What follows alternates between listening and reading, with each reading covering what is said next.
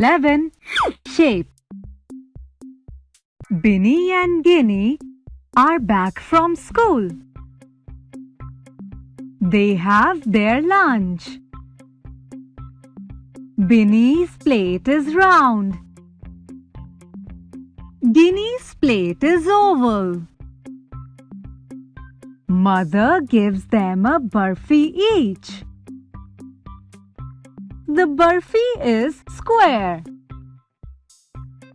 In the evening, Binny and Ginny go to the park with their mother. The gate of the park looks like this. Ginny points to the gate and says, "Mama, what shape is the gate?" Mama says, "That is a square."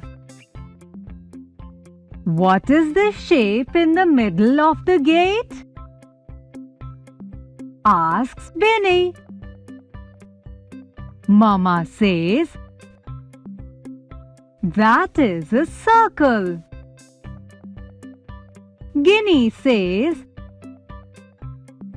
"Can you see another shape?" Binny says, "Oh, I know. There is a triangle."